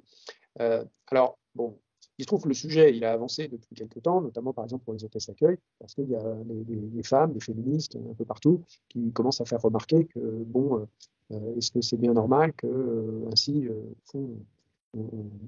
on utilise le corps des femmes pour vendre quelque chose en habillant de façon sexy les hôtesses en question, etc. Donc, effectivement, là, ça fait l'objet de critiques. Ok. On a tendance à dire, on a tendance à remarquer aussi que, en gros, les femmes, je ne sais pas si c'est pareil pour les hommes, c'est quelque chose que j'ai beaucoup entendu pour les femmes. Les femmes très belles sont engagées par les hommes pour de mauvaises raisons et ne sont pas engagées par les femmes parce que c'est des menaces. Donc, il y aurait aussi des avantages à la beauté. Est-ce qu'on pourrait en parler un peu aussi? Oui, il y en a un. Alors, si vous voulez, statistiquement parlant, raisonner comme ça, il reste plus avantageux pour une femme d'être belle que de ne pas l'être. Voilà. Toutes choses égales par ailleurs, il y a beaucoup plus d'avantages d'inconvénients. Mais il est difficile, je vous trouve un peu catégorique parce que je vois beaucoup de choses difficiles à mesurer. Par exemple, il y a beaucoup de gens qui doivent vouloir être votre ami de manière un peu fake alors que vous partagez rien. Il y a beaucoup de gens qui doivent juste vouloir coucher avec vous alors même que vos personnalités se correspondent pas du tout. Je sais bien que ça apporte énormément d'opportunités, mais ça apporte aussi quelque part beaucoup d'inefficacité, beaucoup de sollicitations qu'il faut énormément trier, quoi. Ça me paraît difficile à calculer. Vous allez me dire, c'est toujours mieux que d'avoir aucune sollicitation. Donc, quand vous avez à choisir entre, vous passez sur Tinder certainement de 1000 à 5000 ou à 10 000 prétendants, en effet, souvent de mauvais produits sur le marché matrimonial, on est bien d'accord. Cela dit, le fait d'avoir plus de choix ne veut pas dire que c'est une mauvaise nouvelle. Bon, après, mais en soi, si vous voulez, on ne va pas verser des larmes de crocodile sur le sort des hommes ou des femmes qui sont plus belles. Donc ça n'a pas les femmes qui sont très belles, qui ont du mal jusqu'à se faire des amis parce qu'elles sont si belles que les autres ont peur pour leur mec, etc. C'est compliqué quand même. Non? Pardon, je suis pas sûr Les femmes qui sont si belles qu'elles ont du mal à se faire des amis parce qu'elles se sentent toujours menacées, les amis. C'est compliqué quand même. Oui. Non, alors, bon, une fois, vous voyez, j'étais catégorique sur les avantages en moyenne qui sont incontestables, le fait d'être beau par rapport au fait de ne pas l'être. Donc, c'est absolument, on peut le prendre dans tous les sens, mais c'est absolument certain et dans tous les aspects de la vie. Maintenant, en effet, il peut y avoir on le sait, des cas, des moments où la situation peut se révéler plus compliquée. On va prendre un exemple, ça va être dans les entreprises le fait que vous pouvez aussi être victime de harcèlement, avoir des relations compliquées à gérer avec votre entourage ou vos chefs, etc. Ça peut être cette situation, comme vous le disiez, des cas où peut-être à l'embauche, vous allez, à l'inverse, pas très apprécié par d'autres femmes, ne pas être recruté. Bon, il y a effectivement, on le sait, type de difficultés. Je raconte dans mes bouquins des femmes un peu trop sexy et qui vont être virées d'entreprises aux États-Unis ou du cabinet dentaire, etc. Donc, effectivement, il y a des cas où c'est compliqué. une fois de plus, c'est une forme de discrimination sur le physique, c'est-à-dire tout se passant comme si les femmes en particulier, mais pas les hommes, comme si les femmes étaient à la fois, au fond, sont soit jugées pas belles, soit trop belles et dans ce cas harcelées ou déconsidérées. Voilà, il y a ciblé, les deux vont voisiner avec une situation qui est compliquée. C'est vrai. Mais souvent, si les femmes, c'est très souvent les femmes qui sont victimes de ça. Ouais. On a plus de mal à imaginer un homme qui ne recrute pas un autre homme parce qu'il le trouverait peut-être trop beau. Mais ça existe peut-être aussi, je ne sais pas. Je ne sais pas, je n'ai pas vu d'études sur le sujet. Il y en a une, et d'ailleurs une seule israélienne qui paraissait montrer cette pénalité de femmes un peu belles. Moi, je m'en passe de dire, les études que j'ai faites en France sur les recrutements n'ont jamais montré ça. Donc, il n'y a qu'une étude israélienne qui montrait qu'il y avait des femmes qui recrutent, qui ne voulaient pas recruter de belles. Moi, j'ai observé en France. Mais non, je crois qu'il ne faut pas raconter trop de. Il ne faut pas trop insister sur les inconvénients d'être belle. Et franchement, c'est pas. C'est gérable. Oui, franchement, c'est gérable. Ok. Il va falloir que je vous laisse dans une dizaine de minutes. On va essayer de terminer rapidement. Ouais. On arrive à la dernière partie de l'entretien. Qu'est-ce qu'on peut faire pour améliorer les choses, à votre avis? Là, ça peut être les idées les plus saugrenues, mais ou pas, ou les plus légales, ou celles qui existent, mais comment diminuer les inégalités dues à l'apparence? Oui. Bon, ben c'est assez simple. Moi, je suis un partisan de la suppression des photos sur les CV. Déjà, il y a beaucoup de recrutements qui ne se font pas via Internet ou les réseaux sociaux. L'essentiel des recrutements, ça reste CV classique. Donc déjà, c'est une anomalie qu'il y ait des photos sur les CV. Je suis hostile aux entretiens vidéo. Et je pense que là, dans le domaine de l'emploi, on pourrait faire passer des tests aux gens pour mesurer si, par exemple, ils sont intelligents plutôt que de regarder leur tête, faire passer des tests de personnalité plutôt que de regarder leur tête sur une photo ou dans un entretien. Donc voilà, je pense que là, il y a pas mal de choses à faire. Comment on ferait pour évaluer la motivation sans contact avec la personne? C'est compliqué, ça? Oui, mais bon, déjà, je vais prendre un exemple parce que souvent, évidemment, ça prête un peu à rire, mais vous savez que quand il y a des recrutements dans les orchestres symphoniques, depuis les années 70, en fait, les grands orchestres ont recruté en faisant jouer les gens derrière un rideau. Et au fond, par exemple, vous voyez, vous parlez de la motivation dans l'entretien, mais là, on fait un Skype, mais au fond, un échange peut se faire au téléphone. D'ailleurs, une partie des entretiens se font au téléphone. Donc, quand vous avez quelqu'un au téléphone, vous échangez sur sa motivation. Pourquoi faudrait-il voir sa tête ou sa silhouette à ce moment-là? Après, il y a encore la beauté de sa voix, mais on ne peut plus rien faire.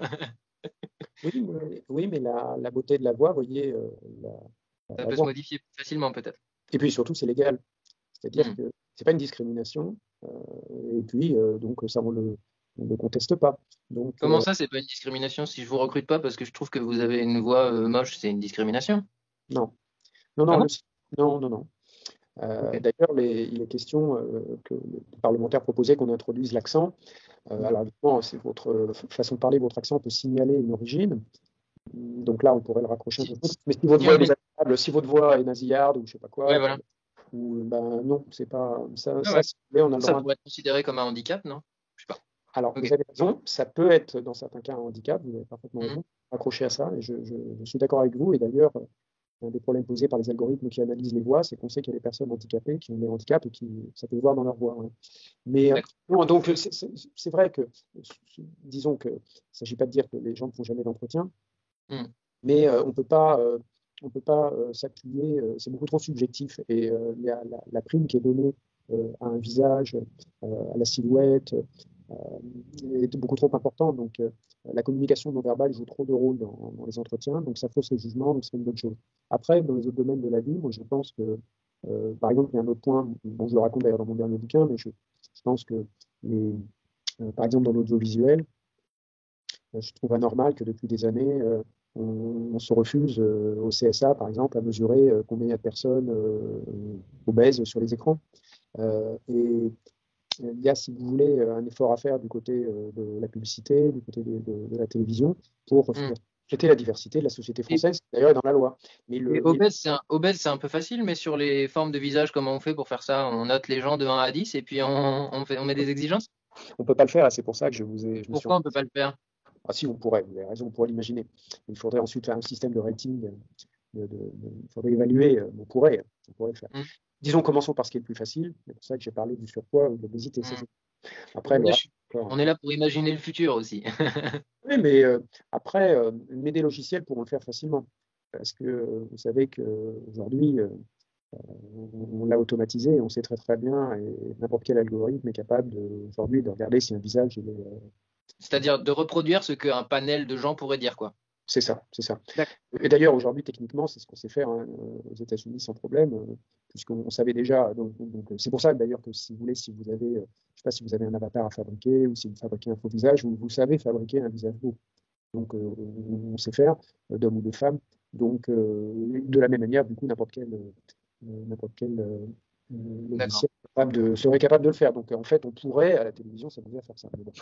Est-ce que la légalisation de la prostitution, ça pourrait être une solution contre la misère sexuelle ou pas? C'est un tout autre sujet, là. Le lien avec Ah, la beauté, là. pour moi, c'est un peu le même sujet, puisque c'est des gens très laids n'ont parfois aucune opportunité sexuelle, et c'est des gens sexués, donc ça peut être source d'une immense souffrance, prostitution, mais ça peut être aussi, pourquoi pas, rembourser des psychologues, ou j'en sais rien, moi j'essaie d'imaginer des choses. Après, oui, là, c'est autre, un Je autre sais point. que c'est un sujet clivant, la prostitution, donc vous voulez peut-être pas dire que vous êtes pour ça, mais si on considère que c'est fait dans le respect des femmes, etc., quoi. Oui, oui, non, mais bon, il y a des pratiques, comme on le sait, dans les différents pays, et même en Europe, qui sont extrêmement différentes, en effet, Mm. au niveau de l'Union européenne, comme vous le savez. Donc, il y a en effet plusieurs conceptions défendables. Euh, mais là où je l'évoque d'ailleurs rapidement, je crois, dans un bouquin, en effet, finalement, je crois que j'en parle un petit peu quand même si je le fais très rapidement. C'est vrai qu'incontestablement, il y a oui, vous avez raison de pointer du doigt une difficulté qui est d'ailleurs moins signalée par les gens laids que par les personnes en situation de handicap. Et là, d'où la notion d'assistance sexuelle qui a Mm. une légitimité de personnes qui sont empêchées. Parce Peut-être qu'effectivement, parce que c'est plus facile pour des gens qui sont identifiés comme handicapés, mais les gens laids sont aussi handicapés, entre guillemets, quoi. Sauf que la société ne leur reconnaît pas. Et donc, eux, peut-être ne se le reconnaissent pas non plus. ça pose une question d'ailleurs plus générale qui est que c'est le fait que petit à petit, la tendance a été à considérer que la, la sexualité est une affaire de personnes qui devaient être amoureuses, jeunes, euh, Mm. et du coup, et ce qui correspond, si vous voulez, au fait d'interdire là aussi la prostitution, comme si après, la prostitution se destinant peut-être aussi à beaucoup de types de publics différents que vous indiquez, et n'ayant pas cette dimension d'amour ou affective qu'on va trouver, c'est ça aussi qui est rejeté, qui n'est pas actuellement, qui est de moins en moins accepté, vous voyez. Et ça, c'est vrai que c'est un point, c'est pour ça que c'est au fond le déni de la sexualité des personnes, soit handicapées, soit plus âgées. C'est une vraie difficulté aussi, quoi. Mm. Les personnes vieilles, par exemple. Donc, voilà. Donc c'est pour ça que, oui, oui, moi, je pense qu'effectivement, il y a- mais c'est un débat qui est compliqué. Qu'est-ce qui est le plus respectueux et qu'est-ce qui... Alors, j'ai déjà participé à un débat. Alors, c'est un sujet qui est un peu compliqué. Est-ce que c'est un usage du corps et un travail comme un autre que la prostitution? C'est aussi un point de discussion. Mm. Puisque bon, moi, je travaille sur sociologue du travail. Donc, effectivement, quand les gens travaillent, bah, ils utilisent leur corps. Ils travaillent de leurs Mm. mains. Ils ont et ils portent atteinte aussi à leur corps d'une manière ou d'une autre. Donc, alors après, est-ce que la prostitution est une de ces formes où finalement comme vous seriez un masseur professionnel ou un ouvrier quelconque. Voilà, ça c'est après ce qui peut être Bah, moi, discuté. je suis en général plutôt pour la liberté individuelle et interdire de faire ça quand on est sûr que la personne est consentante et que elle le fait pas pour un Mac ou je sais pas quoi. Je trouve ça scandaleux d'aller contre la liberté individuelle. Mais je peux comprendre qu'on ait d'autres positions, mais à mon avis, ça va sauter rapidement avec l'individualisation de nos sociétés et justement cette propension à louer la liberté. Enfin, en tout cas, je l'espère. Oui, vous avez raison, mais moi je suis sur des positions de liberté aussi. Simplement, on est obligé de prendre en compte aussi le fait qu'on a toujours limité la liberté que les individus avaient, Mhm. euh, disposer totalement de leur corps, de leur personne, et tout n'est pas possible. Par exemple, il y a des notions que, je ne sais pas, le traitement, on a admis qu'il pouvait y avoir des traitements indignes d'une personne, ou qu'il fallait empêcher les personnes elles-mêmes de faire quelque chose qui pourrait leur être Oui, mais ça, c'est que dans des cas de maladie mentale, par exemple, où on leur retire justement leur pouvoir sur eux-mêmes. Difficile de comparer ça à des prostituées. C'est pas des malades mentales de vouloir se prostituer quand même. Non, non, Ça- non. C'est protéger les gens contre les effets que, pour des raisons de gain, vous allez avoir des conséquences, soit sur votre santé, soit psychologique ou autre, que sais-je. Donc, moi, j'ouvre les termes du débat. Moi, j'ai là-dessus, C'est vrai, c'est vrai. position personnelle n'a pas de. Mais effectivement, on trouve quand même cette idée peut être présente. Après, je crois qu'en effet, là où je suis tout à fait d'accord avec vous, c'est que là où en revanche il n'y a pas de débat, c'est sur la question comment dire, du fait qu'il n'y a pas de liberté et qu'il y a des réseaux de prostitution et que là il y a un problème. Mais ça, c'est pas là-dessus, il n'y a pas vraiment de discussion sur ça. En réalité, elle ne peut pas porter sur ça parce qu'on sait que d'autres pays peuvent résoudre le problème et ça, c'est pas un problème. C'est pas sur ça que là on peut trouver une solution facilement. On a, le point de débat, il porte surtout sur dans quelles conditions il faut restreindre pour préserver les individus, le fait qu'ils puissent. À mon avis, on préserverait plus les individus en légalisant qu'en les obligeant à aller toujours plus loin des centres-villes, à se mettre en danger dans des bois ou je ne sais où. Hein, mais bon. Sûrement. Parce qu'ils n'arrêtent pas pour autant. Mais bon, j'ai l'impression que la législation en France n'est pas prête d'évoluer. On verra. Qu'est-ce que je voulais dire? Dernière petite question. Je vous abandonne parce que là, j'ai une de vos collègues de Radio Classique qui va m'appeler. Dernière petite question, non, c'est pas possible? Si, allez-y. Ouais. Est-ce que on devrait rembourser la chirurgie esthétique, puisqu'on voit que c'est souvent aussi des pauvres qui souvent sont... et ça pourrait pourquoi pas être une solution. Donc, je me suis dit, soyons créatifs, pourquoi pas rembourser? Pas du tout, parce que c'est déjà le cas à viser de reconstruction médicale, etc. Mais il n'y a pas de raison d'aller au-delà. On ne va pas commencer à rembourser le fait de se faire des implants mammaires si on n'a pas eu un cancer du sein ou que sais-je. Donc ça n'a pas de... Non, c'est impossible. Parce que on ouvre une boîte, on crée un appel d'air absolument considérable, on accélère une tendance qu'il ne faut pas encourager. Non, c'est pas possible. Pourquoi vous pensez qu'il ne faut pas encourager la chirurgie esthétique? Parce que il faut plutôt amener les gens à revoir leurs critères grâce à la publicité, aux médias, à tout ce qu'on fait, et d'éviter qu'on oblige toutes les femmes à se faire refaire des seins. Il faut trouver des solutions. C'est pas la solution des mais ça ne fonctionne pas trop. Le fait de le faire, non, ça c'est pas possible. Ça n'a pas de parce que non, parce qu'on peut pas considérer que c'est souhaitable que tout le monde recourt systématiquement à de la chirurgie pour tout et n'importe quoi. Parce que, je vois pas pourquoi. D'abord parce que, comme vous venez de... C'est dangereux? D'abord, oui, premièrement, les dangers. Et puis, deuxièmement, je ne vois pas pourquoi est-ce qu'on se mettrait à le financer pour tout le monde. Ça n'a pas de... Non, il ne faut pas... essayer de diminuer les inégalités, quoi, mais après, il faut que ce soit performant aussi. Comme ça, n'importe qui pourra avoir n'importe quel visage. C'est ça que je veux dire, quoi. N'importe quel corps. Ouais. Ça vous emballe pas, en tout cas. Non, moi, je pense qu'il ne faut pas... Non, je pense qu'il ne faut pas aller dans cette direction. D'accord. Non, parce que c'est un... Oui, il y a des problèmes de santé, globalement. Non, et puis en plus, on commence par quelques types d'opérations, mais après, ça se multiplie. Arrêtez, donc on ne va pas avoir des corps refaits de A à Z. Pourquoi pas? C'est ça.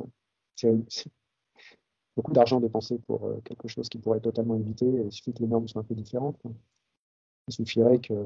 Oui, on peut dire qu'il suffirait que le monde soit autrement, mais il ne l'est pas. Donc, je sais pas, j'essaie de réfléchir à tout, quoi. Non, c'est assez simple, c'est que... Ah, ça y est, je suis appelé. Merci beaucoup. Merci beaucoup pour l'interview, au revoir. Beaucoup. Oui. Au revoir.